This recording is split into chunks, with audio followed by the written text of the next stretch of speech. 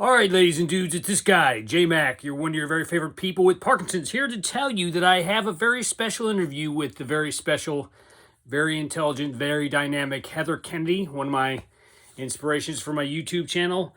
And this is a pretty long episode of not just Parkinson's, but what I noticed is of all the things we talked about, I did not mention her website, her YouTube channel, which is Kathleen Kiddo. I will put a link in the description. And by the way, stick around. I know it's a longer episode, but I didn't realize what a talented painter she is. So the last 10 to 15 minutes of her are of her showing her painting. And I got to tell you, it'll blow your mind. So I encourage you to stick around. That's all I got. Till next time, peace and love from the sexy city of St. Louis. I'm just kidding. It's not sexy. Check it out. All right, ma'am. Well, welcome to another fantastic episode of Not Just Parkinson's. I, of course, am J to the MAC, joined by my good friend, Heather Kennedy. What's up, girlfriend? You are so much fun. Thank you. I've been told that. What's that say? My friend wrote me these cards. She's an artist. One of them has swear words on it, so just beware. But this one says, "Thou shalt not let low vibe and sketchy ass energy penetrate thy aura." And you are high energy. My aura is I try to be, ma'am. This is the other card she wrote for me. There we go. That comes getting in all the useful. swear words out in the beginning. You know what? You know what I don't hear enough of on Parkinson's vlogs is laughing. Yeah. You are pretty funny. I'm surprised you don't hear more laughter.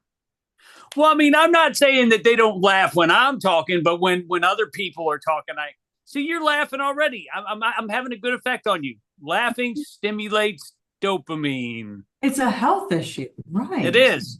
It's like touching. We need to be touched.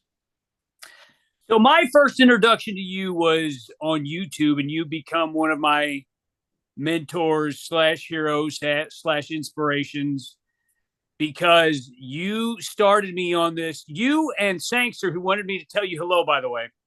David Sangster is such a creative powerhouse. You two were really huge in me stepping out with this YouTube channel. So first of all, thanks. Muchas gracias, señorita. But I'm going to take issue with you called me hero. I don't like that one because you put me on a pedestal. I'll only support you. Okay, no hero then, just inspiration. You got to kill our heroes. Yeah, you know they say never meet your heroes because you'll be disappointed. Yes. Because we don't exist. I had people that I thought were heroes, and they're not real. I had somebody call me their hero, and it was intimidating as hell, because I'm like, if you meet me on a bad day, you may not want me to be your hero. Yes. So tell me a little bit about yourself before we get into these hand-selected questions for you, ma'am. How does the beginning of The Jerk go when he's introducing himself? Oh, the Steve Martin movie? When he's like snapping and stuff. I'm just kidding.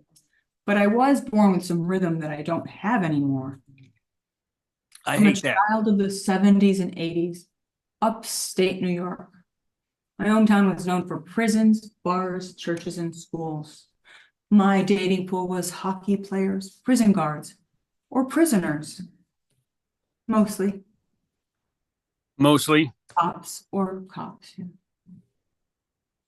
Well, what were some of your early hobbies that you like to do? These are not planned questions. This is just, we're shooting from the hip here. What were some of the things that you did before Parkinson's that you really wish you could still do? Or were your childhood stuff? Dancing and singing and climbing about, cartwheels.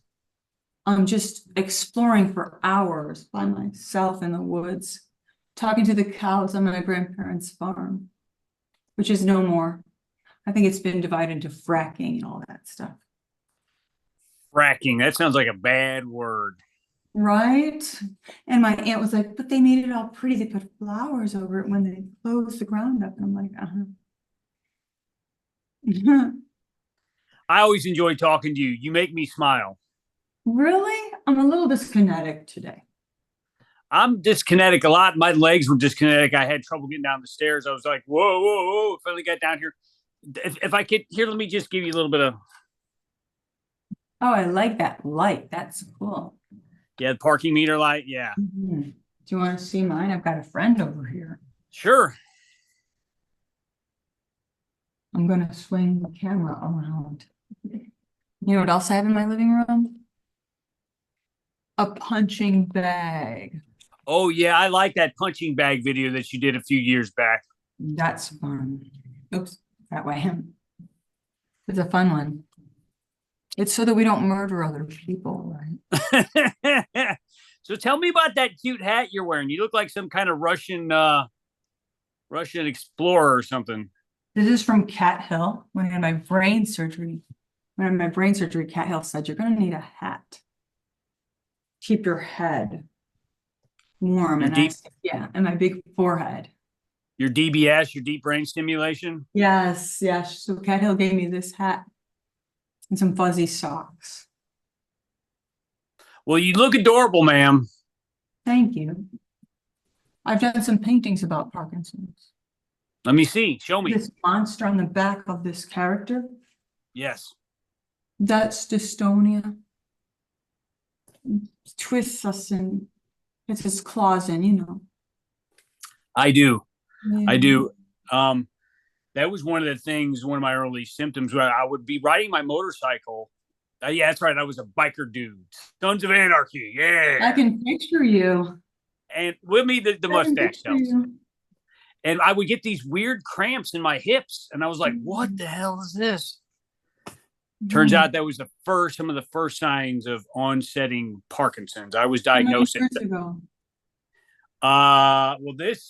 I was diagnosed at 36. It was 11 years ago, but I'm actually looking back to that symptom was probably 2 or 3 years previous to that. Yeah, I had symptoms 20 years prior, almost to the diagnosis. Like, I just remember before my daughter was born. She's 21 now. It was maybe 5 years or so before she was born. But I didn't know there were symptoms of Parkinson. I mean, of course, that's the last thing you would suspect. I mean, at what age were you diagnosed? I was in my late 30s. Same here. Yeah, people who say, well, you're lucky you lived a bit. That's true. I did already have children. I had already had the experience of being married. And when I got divorced, they were so harsh on my ex-husband. I said, he didn't divorce me because I had Parkinson. I didn't even know how complicated it was. And when I was on dopamine agonists, I was very hard to get along with. I've steered clear of those. I was on one for a little bit and it just made me dyskinetic. Didn't really give me any other side effects. And I thought, well, it wasn't, I was like, the dyskinesia, I don't need more of that. And I'm like, I really don't want to end up on eBay shopping and, you know, going to the casino and spending God knows how much money there. I love shoes. Yeah. What was your initial response to realizing you had Parkinson's? That's what I was just getting ready to ask you. My initial response was relief because I'd been feeling so bad for so long. I was afraid I had ALS, honestly. Yes. Not having a diagnosis is the hardest part. Then I kind of went through, I wouldn't say I was in denial because I was so sick by the time I was diagnosed, but I kind of went through this phase of like, just don't think about tomorrow, which is always a good idea, but it was always this looming monster in the back of my head. So what was your reaction? Disbelief? What does that mean? Don't think about tomorrow. I try not to spend too much time thinking about tomorrow because I can't change it. And here's the thing, Heather, I spent my whole childhood and young adulthood thinking about tomorrow and worrying that I wasn't going to have enough money. And then here it is. I got Parkinson's. I'm glad I didn't get an education because it would have been all down the toilet. So I tried to take it 1 hour, one baby step at a time. Remember What About Bob? The Bill Murray movie? Yeah. Baby steps to the elevator. Yeah. Can you hear me okay? I'm changing the audio a little bit.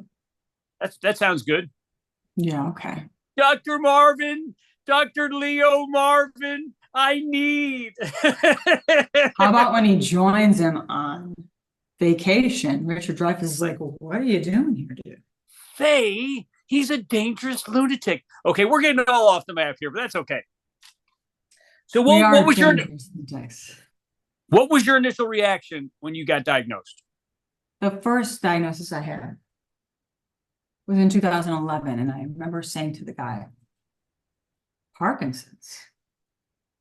I'm not an old dude. I'm pretty white, but I'm an old dude. And my ex-husband, who was my husband at the time, was sitting in the office. He said, are you sure? And the doctor said, look, I've tested her for everything, including Wilson's disease and all kinds of things. If you think there's some chance that you might be right and I might be wrong, perhaps you know more than I. And he's like, why don't you just leave? Like, he was kind of rude to him. And I thought, whoa, neurologists aren't known for their bedside manner, maybe. I was a little surprised how he talked to him, but he was being questioned. And so I think he just didn't want to believe it. He never came to another appointment again. That's rough. My wife goes to all of my appointments. Generally, she kind of lets me go in and do my thing by myself because, I mean, she gets kind of bored with all this monkeying around. But yeah, but she's very supportive. I'm sorry to hear that. Well, here's the second part of that. Can I just tell you real quick? Sure, go for it. I had a party when I found out for sure that I had it. After taking the meds in 2011, 2012. It finally worked, and I thought, oh, it's not ALS. It's like you said, just like you. It's not MS, and it's not MSA. And I don't have Alzheimer's or dementia yet. So, pretty lucky. What was the last movie you watched, and was it worth it? Do short movies count?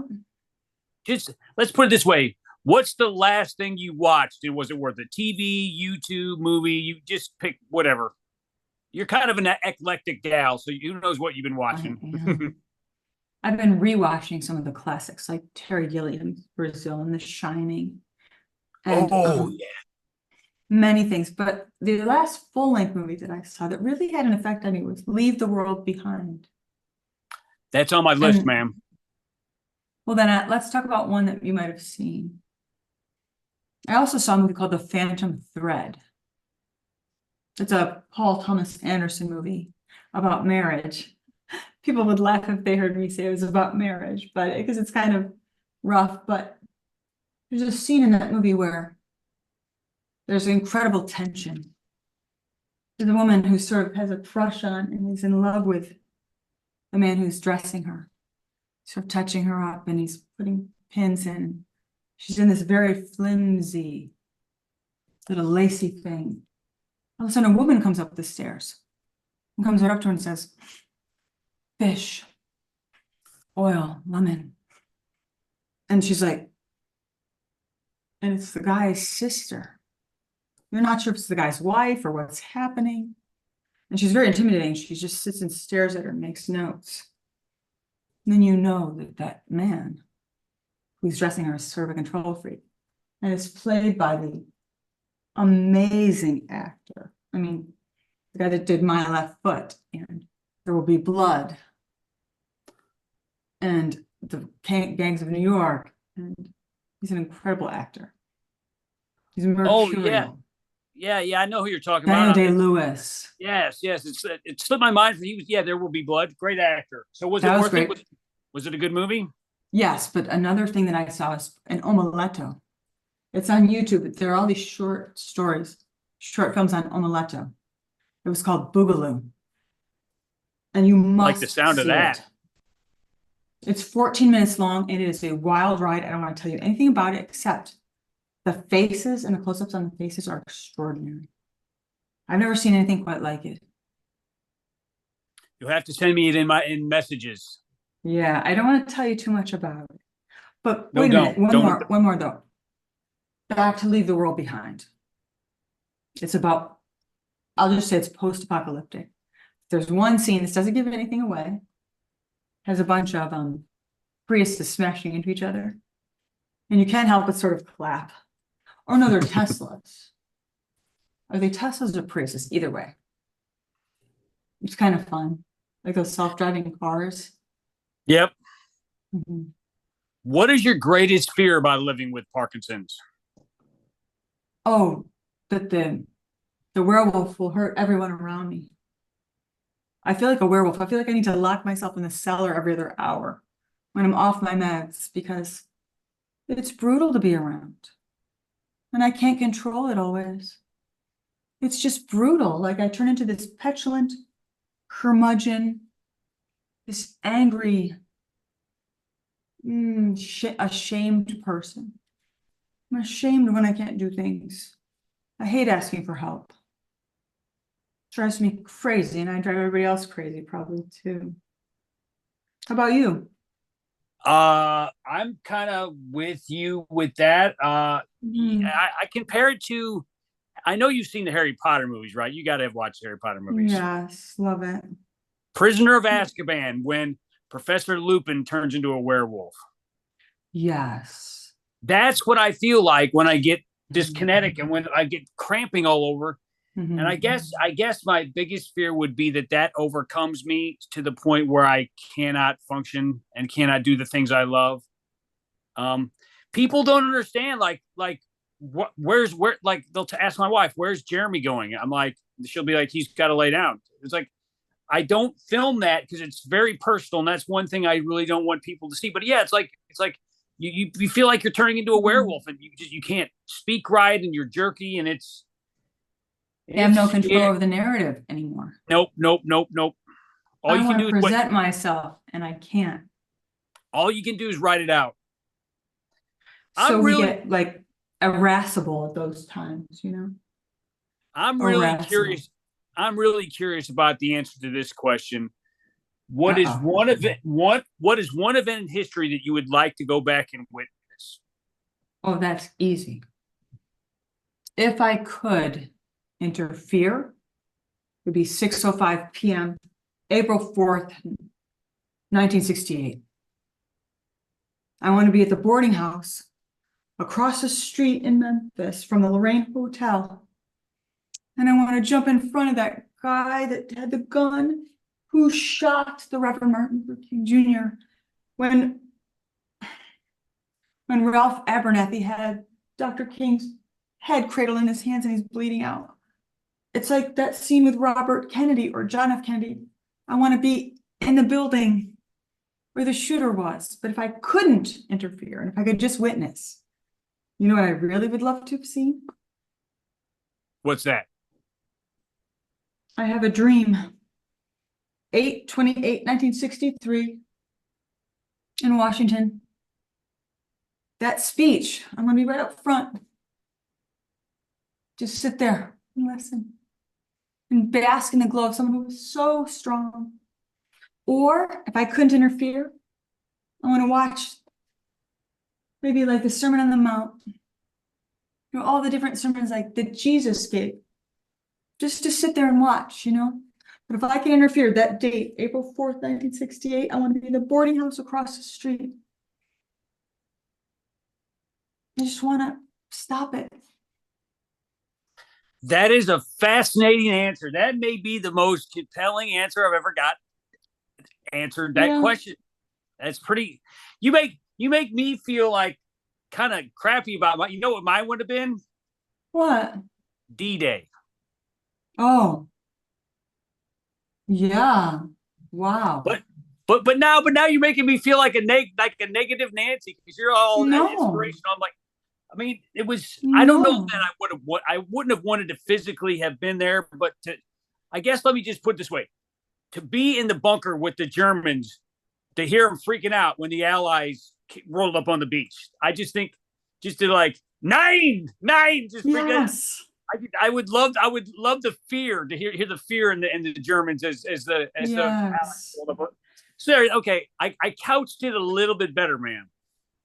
Can I ask you another question?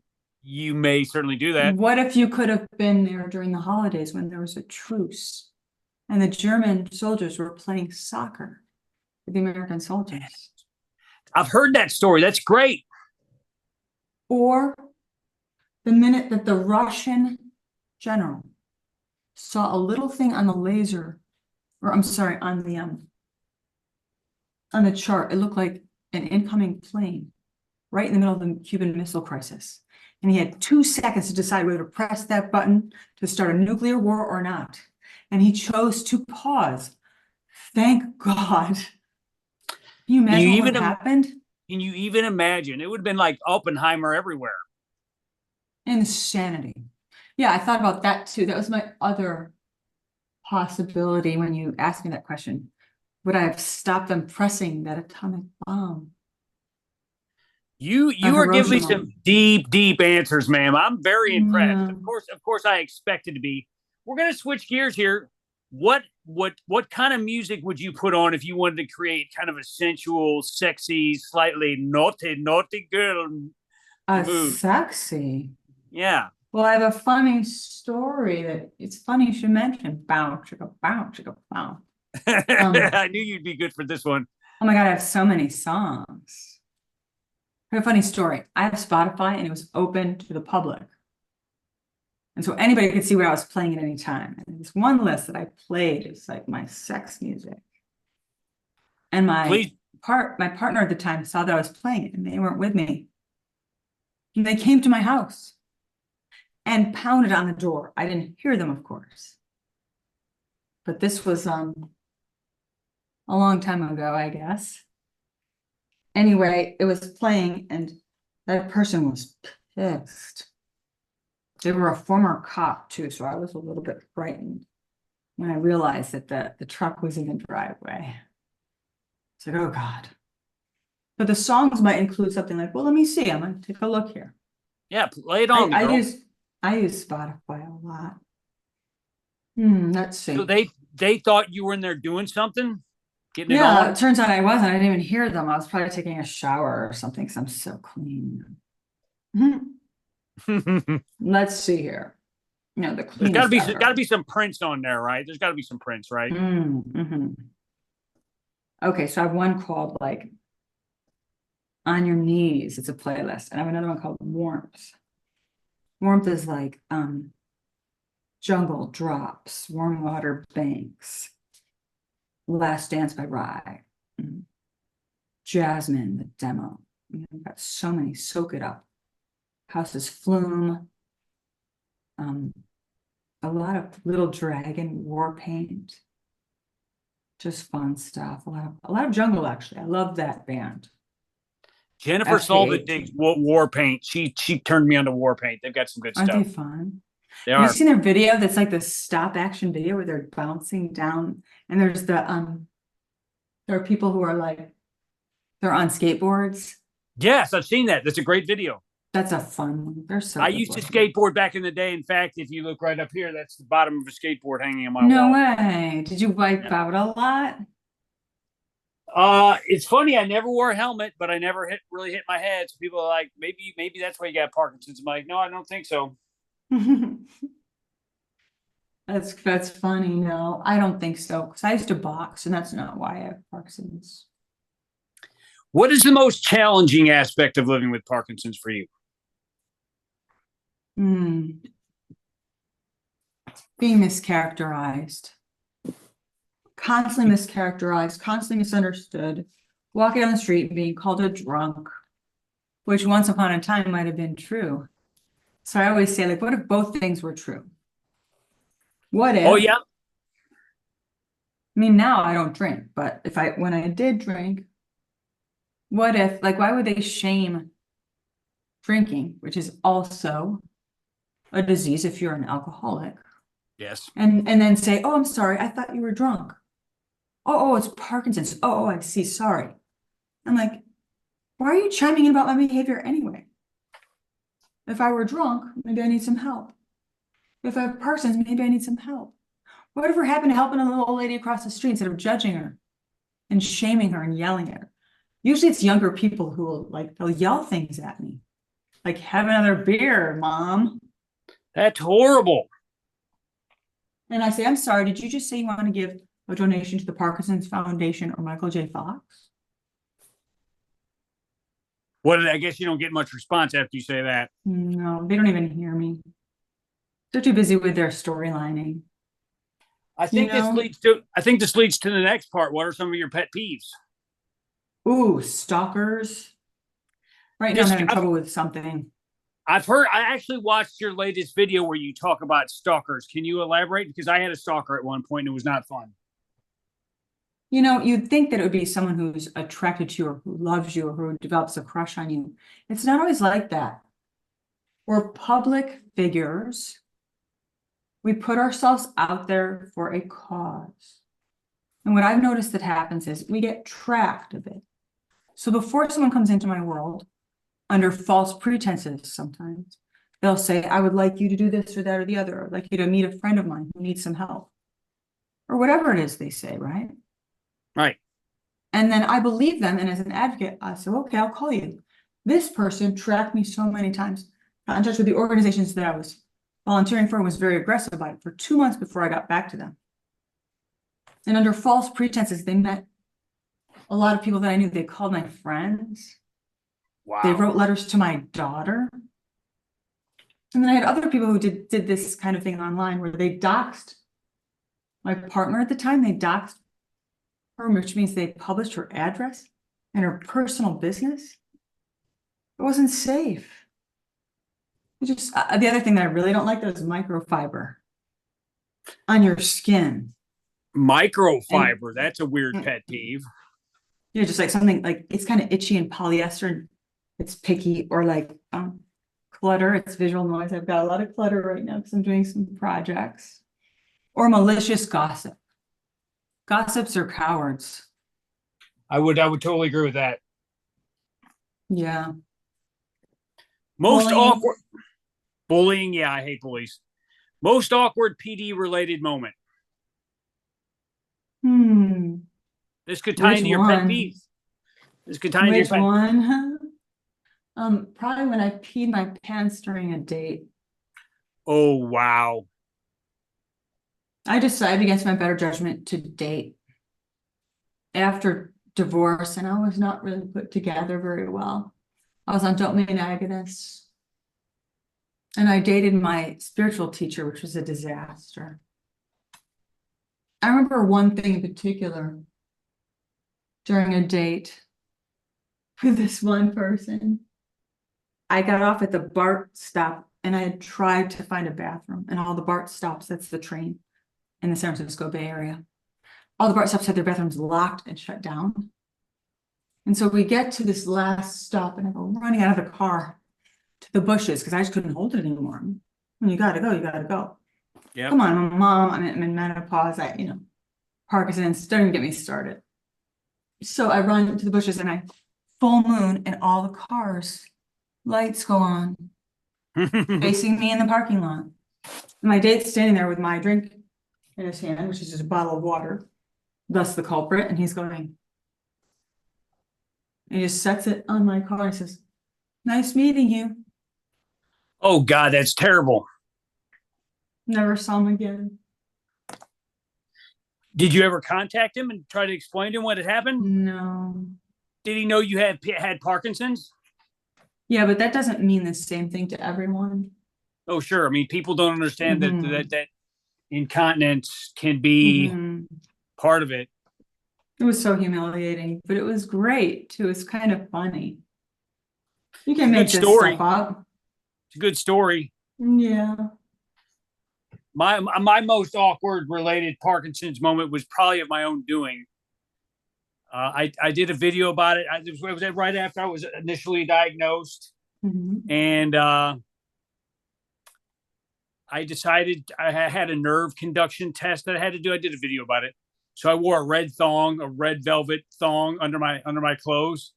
So when I got to the doctor's office and they told me to disrobe, there was like total whale tail in the back. No. And they didn't say nothing. They said nothing. Oh my God, that's great. That reminds me of that story of the woman who grabs her daughter's washcloth to wash herself off because she's in a hurry to get to her gynecologist. And the Right. washcloth had sparkles all over it. Oh, So after the appointment, the doctor's like, well, you really spiffed yourself up for this appointment. Thank you. And she's like, huh? You're welcome. Weird comment. She gets home and she's like, oh my God, it's glitter. Glitter badge everywhere, like just glitter. so He's like, you you know, sparkle. yeah, strippers. I don't ask me how I know that, but strippers do use the sparkle spray. You heard that from a friend, right? I mean, I've never met a stripper in real life. Of course, that's Never. not my speed, Heather. Never. I'm gonna What? undulate. What would your wrestling name be? Your WWE Ooh. wrestling name. Let's see. A and FO. It'd be FAFO. Fuck around and find out. FAFO. Oh, so yeah, it would be like freak off. FIFO phone is what they'd say when I came down. FIFO FAFO. And it's like fuck around and find out. Nice. I love being underestimated. I love being underestimated. When I used to box, they would say, oh, Heather from Lafayette. I'm like, you don't know me. I didn't grow up in Lafayette. I grew up in a place where you had to fight. I'm not from here. My kids don't know how to fight. Are you kidding me? Where are you originally from? Upstate New York, in this little, tiny, very poor comparatively town. Elmira is a great town. It's beautiful, but it's very you had to sort of fight. And we used to, you remember before the internet. Yes, and you ride around on your banana seat bicycle and look for the other bikes, and you get someone's house and they'd be like, you're not invited. Like, oh yeah, you'd push them, push you, and be down the dirt scrapping. Or I'd get picked on the way home and I'd say, I'll take you one at a time in front of Mrs. Smith's house. Stop picking on me. And you learn how to fight. Yeah, I learned. My first fight was with some bigger kid was picking on me. He was throwing bricks at me, and I grabbed a shovel and hit him in the back of the legs with it. Yeah, you took him down. I went all Goodfellas on his butt. Was that like a Christmas story? Remember Ralphie's on top of you? It should have been in the movie. And then I went home and I told my parents, and they were like, "You idiot!" I think I got spanked. See, I got home and I saw the girl limping by, right? And she said, you kicked my rain boot off. And so I said, you want some orange slices? And she came in. We were best friends after that. Yeah, I mean, sometimes you got to fight with somebody before you got to clear the air, and then you got to get the aggression out. Then you're best buds. Yeah. Incidentally, her mother had MS. Oh, and wow. She was sick for her entire childhood. She never got to know her mother well. Yeah, her family went through a lot. Like a lot. What do you want your legacy to be after your work here is done? And I hope that work continues for a long time. Oh, I hope to see you around for a long time, but I'm just big picture. What would you like your legacy to be? I'm no longer doing public advocacy, really. I don't really work anymore, but I would like to, in life, in general, leave people, places, and things better than I found them. I don't want to do harm. I want my carbon footprint to be a little less. I want my influence on people to be positive. Like, I want you to know that you mean a lot to me. I like your show. You're funny. You're fun. I need you in my life. Thank you for being my friend. You know, I don't want to leave you feeling badly, because we remember how we felt around someone. I might not remember anything about them, like where they live or what their middle name was or what they did for a living, but I remember how I felt when I was around them. You know, I want to make sure that people know that they're loved. You're so loved. Like, you're so important. And amen, sister. Amen, sister. And look at you. Look at us. Here we are, you know. Here we are. That's the way I raise my son, and the way we always have hugs in the morning and hugs at night. My son he's very hyperactive. He's got ADHD and a couple other issues. And so Yeah.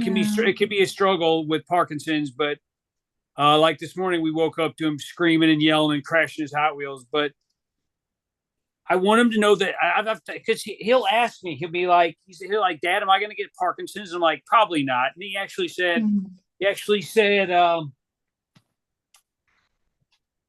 what did he say? He said, Mom, my dad's not like other dads, right? Because my dad has Parkinson's. And she goes, yeah, but he's not like other dads also because he gets to spend so much time with you. So my son will always know that he's loved. My wife will always know that she's loved. Anybody that's in my life, love is, and one of my videos, I said, I'm a hugger now. I like to hug. I feel like if somebody gives me permission to hug them, I hug my friends. I mean, because you never know when the last time you might see them will be. And then Yes. and get that hug. I mean, yeah, that's very. And Jeremy, if you come in my house with a salty bag of chips, you get a hug and you come in. If you come out without any food, I don't know. I'll be like, I'll bring 2 salty bags of chips, Heather. I love it. Savory and salty. Well, this has been a very enlightening conversation. You got anything you want to lay on my viewers or my listeners before we end here? Yeah, don't go yet. Do we have to go? No, absolutely not. Keep talking. What do you want to talk about? I want to show you a few of my pieces of art that I'm working on. Yes, please do. Please do, ma'am. I would love that. So my wife is a painter as well. Is she? Yeah, she's really good, but she doesn't think she's good. So she probably will love I can tell you right now, she'll love your paintings. Well, this is one that's it's not done. But you see I have Jackie O there? Oh, nice. And next to her, I'm making saints out of everyday people and especially trans people. I'm making sort of saints.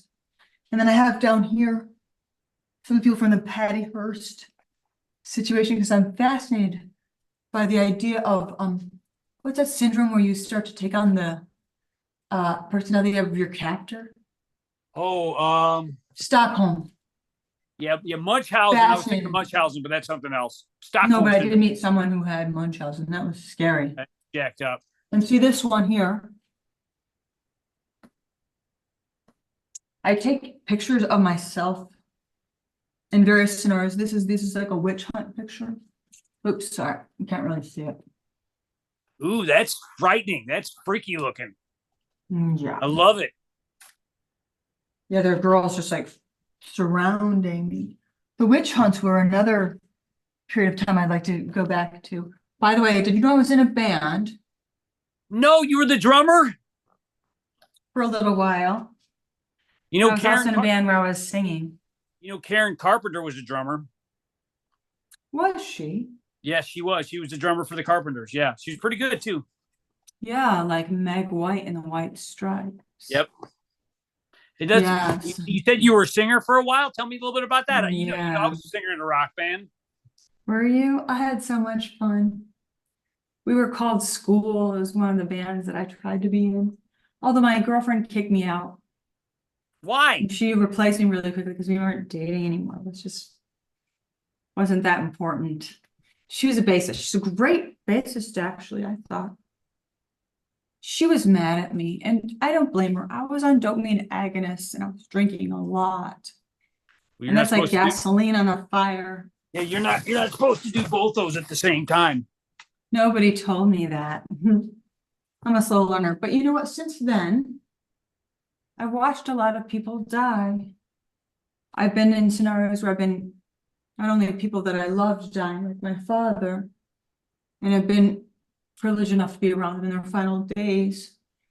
But I've also been able to shadow a death doula or someone that helps the family through the transition of death. And you're never the same after you've met someone that's in the final days, whether they've reconciled everything and they're going peacefully and lovingly, or whether they're completely furious and they're going kicking and screaming and yelling at someone. I've seen someone saying their final words were F you. And I've seen someone saying, what a beautiful life this has been. I love you too. And which way do you want to go, you know? I don't want to go. I don't want to go screaming at anybody. I want, like you said, to leave the world a better, more loved place than when I Yeah, left. That when I first came here. you already are. You and Jennifer are very kind to me. Jennifer's come to see me. You're welcome here anytime. Jennifer is a sweetheart, and I think we both agree on that. Did you see the interview I did with her? I did. It's so much fun. She's always a blast, so down to earth. Yeah, Jennifer. I just Jennifer's. adore her. I'm so lucky to have met her. Like she's probably her face is probably gonna turn red when she sees this part. But She's special. Jen, you're a great friend. Yeah. I want to meet her partner too. Oh, I'm going to show you a couple more pictures if I may. Sure, ma'am. Thank you for being patient enough to let me show you a couple of my favorites. Heather, you're one of my very favorite people with Parkinson's, like I always start off my show with. So I'll spend all day with you. Are you serious? As long as my medicine holds out and I don't have to pee. I think you're awesome. I always have to pee. This one I thought was sort of special because my hands are vanishing. And you'll see at the top there's a deep diver. It's got some layers, so you can't really see what's behind it. That is brilliant, Heather. Brilliant. Yeah. Here's one about marriage, where you kind of lose your identity. And there's just so much going on, you know. Like there's the Holy Bible reference down there. There's everybody chiming in. And it's just about losing identity a little bit. Have you put these in a gallery? No, but my daughter keeps saying I should photograph them and put them on things. Heather, you need to do something with these paintings. They're really good. I really enjoy. Thank you. I'll show you just a couple more details and then I'll stop. Sure. I get very excited. I've been doing big panels. I've been doing trades. I have paint on everything, by the way. Nothing I own has no paint. So do you like commission stuff? I could. I haven't really sold a lot yet. I've done trades and I've had people over to paint. I tend to hide either Dolly Parton or Annie Lennox or some other singer in all my paintings. If you look close enough, you'll find a singer. See, there's Annie Lennox. Yep. And she's also right here. I hide her in my paintings. My wife is a huge Dolly Parton fan. Look at that. And there's some astronauts but there's always something going on in the paintings. There's a lot to look at. Is that a rotary phone? Yeah. I love those old school phones. Yes, I do. Yeah, like when someone had a zero, you're like, oh man. So much going on here. Or is it a 9? Yeah. And I tend to, like, you'll see, get this thing out of the way. Like, I like to use layers upon layers. There's so many more I could show you, but I'm working on this one now. This is the last one, I promise. When I was in the emergency room. Talk as long as you want, Heather. Okay, when I was in the emergency room, I had a situation. In the emergency room. Oh, that's pretty. It's beautiful. It's beautiful. They kept saying, don't cry over spilled milk. And they said, stop crying. And I thought that was such a strange thing to say to someone who was lying there for over 10 hours without any liquid, medication, painkiller. It turns out I needed emergency back surgery. I had cysts bursting on my spine. Oh my God. 2 was damaged. My 3 and 4 need to be fused. And so they could have gotten in a little trouble, but everybody makes mistakes. They may have thought, I don't know what they thought actually, may have thought I was seeking narcotics or opioids, but as you well know, that would slow down our digestion and be a nightmare for us. No, I never take pain pills. I just can't take them. Me either. In fact, I never took street drugs. I only was drinking too much. Never smoked a little doobage? In high school, I think I only tried it once because, quite frankly, I couldn't afford it. I could go to a keg party for free or for a couple of bucks, but I didn't have the money I was always working. I loved working. I was also a teacher's kid. I couldn't get away with anything. Teachers' kids get caught. You know, I grew up in a really conservative Christian house, so we didn't do any of that stuff You either. did? I discovered whiskey. You? I discovered whiskey, and like when I was like turned 30, and it was like, wow, where have you been all my life? Wait, you like whiskey? I don't drink it anymore, but there, once upon a time, I was a whiskey drinking cowboy, Heather. No way. You're not going to Yep. believe what my next project is. I'm here to kick ass and drink whiskey. Oh, and nice. Pilgrim, I'm all out of whiskey. There's a cowboy for you, the classic whiskey. Oh, that's so weird. I have it right here on my desk. Are you psychic? I must be. Maybe my lack of dopamine has, you know how when one part of your body goes down and skill, like your other senses will heighten. Maybe I've got other heightened senses here going on. I think you do, because this is like alchemy. We're making something new together. It's kind of neat. Well, I missed talking. Shout out. Sure. One more thing. I gotta give another shout out to somebody. Can I also say, I want to give thanks to the Davis Phinney Foundation and the World Parkinsons and the Parkinson's Foundation, APDA, and all the people that support groups for us and new language for us, like the books that Davis Phinney gives out for the care partners. Those are huge. I mean, when you order those books, it's like the encyclopedia. You know, I wouldn't even know what to do if I didn't have Michael J. Fox and Davis Phinney to point to. We have a disease where we can actually explain a little bit, at least. Some people have diagnosis for which they can't explain that. There's no figurehead, there's no one there. They just have something invisible and they get judged all the time. I'm gonna tell you something. I was on a train one time and I asked a young man to move for an elderly person.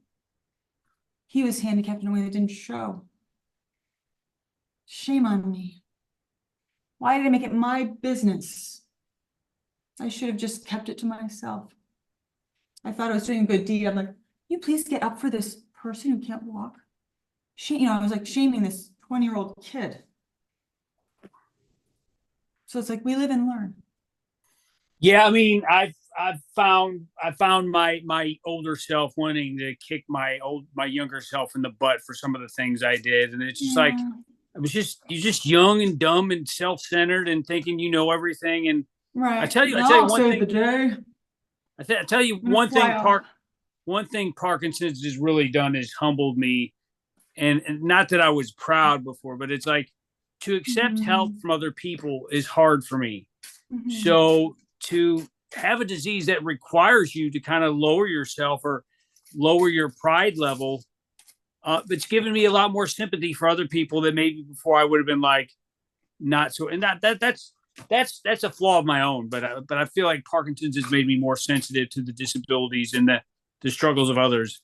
Because if you just focus on your own nonsense, I mean, you'll drown. You'll drown in your own tears, and I can't do that. I got a family. No more assumptions. Yep. No more storylining for me. I go, I wonder what's happening there. Usually it's none of my business, or I just don't know. Look at that one. It's none of my business. And I love the different textures that are created by. See that texture? Isn't that? Oh, my wife is going to love these paintings. When I show this video to my wife, she's going to love these. You would love my wife, by the way. She's beautiful and sexy and fun, and she's got a great laugh. I probably would. Where is she? She's upstairs, actually. Today's her day off. She works from home some of the time. Invite her into the office. Well, this is for my viewers that have stuck around this long. I'm actually going to be doing a live stream with her at some point. Excellent. Do you recognize this bathing suit, Ursula Andress? I don't. What's it from? Fan. 007. Okay. James Bond movie. It's that white bathing suit. Is very classic. But I shoot a lot of images that I put in my stuff, like this phone booth, and there's my late library card. Sorry, I love librarian and libraries.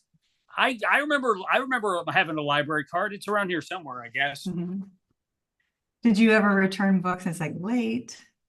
All the time. I was never on time with them. I always would bring in a pocket full of change because I knew I owed. And Be Kind, Rewind. But libraries and books make me feel at home. I would love give my books. anything for floor to ceiling bookshelves with rolling ladders and overstuffed velvet couches and a little fireplace that's always burning. That's my heaven. Well, Heather, I've enjoyed this time together. I love hanging out with you, man. Thanks for letting this go on a bit longer than usual. I appreciate Well, and you know, it. we can still talk after I stop the cameras. Sounds good. For Parkinsons with Jeremy Mack. Say that why do I always screw this up? Peace and love from the city. Peace and love from the sunny city of St. Louis, and I will eventually get this ending right.